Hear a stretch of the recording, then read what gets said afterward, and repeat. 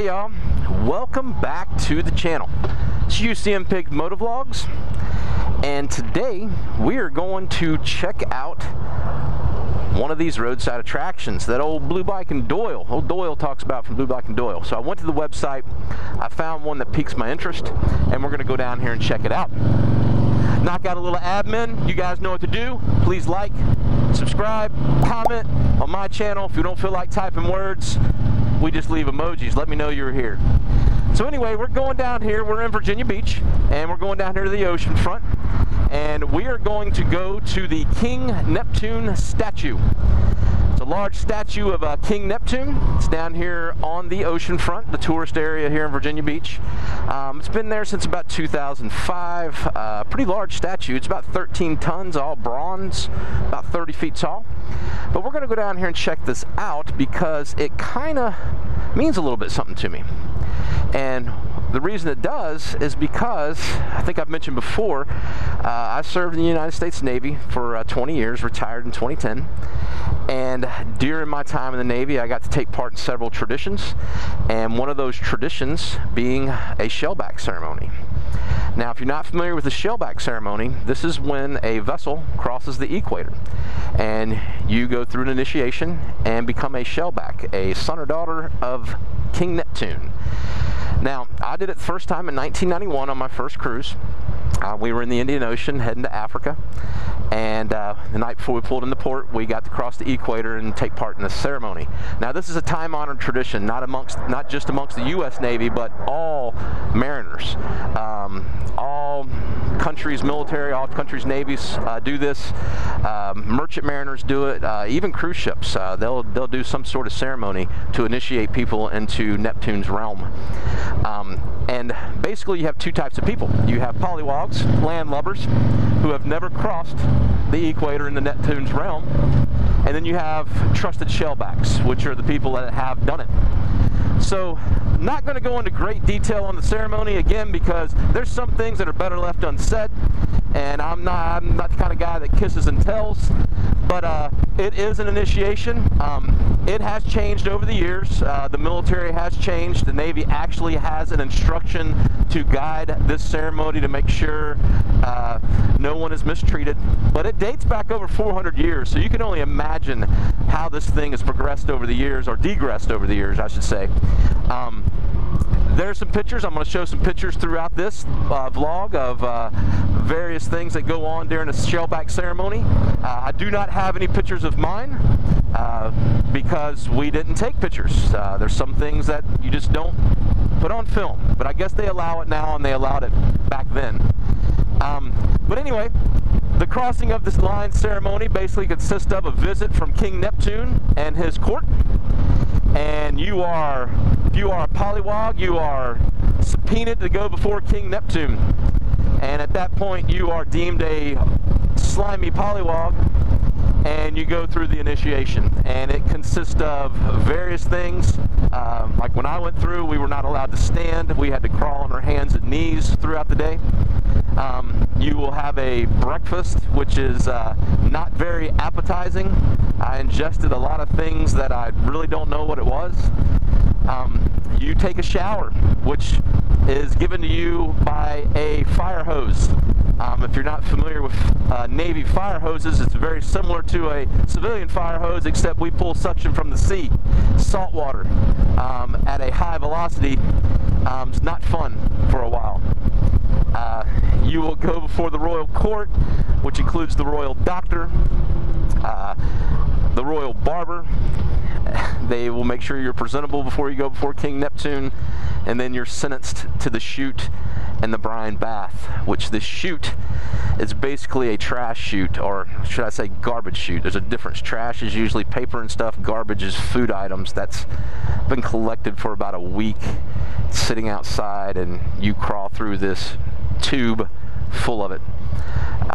Not very appetizing, but it was all done in fun throughout the ceremony. The shellbacks are encouraging you, I should say. We're not going to use the H word. We're not going to use that haze. Well, I'm not going to go say it. They're encouraging you. Everyone prepares for this. Polywogs have a uniform of the day, which for us back then we wore dungarees. I'll put a picture in here of some dungarees. It's the old chambray shirt with the denim bell bottoms. Our uniform of the day was dungarees wrong side out and backwards, and with our skivvies on top. The shellbacks prepare for it. If they didn't bring the stuff with them, they would make them from their older uniforms, basically slice them up, shred them up, eye patches, bandanas, basically looking like pirates. And they would make shillelaghs out of pieces of fire hose to help encourage you as you're going along this initiation. Various tasks you will perform throughout the initiation. Waiting to go before King Neptune, a trusty shellback could pull you aside and have you perform a task. Not a very pleasant task sometimes, but it was all done in fun. And everybody takes part in the ceremony.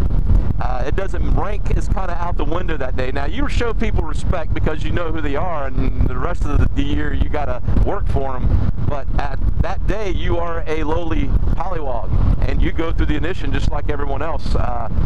When I was on the giving end in 2004, when I crossed it the second time, the executive officer was a polywog, and he went through the initiation.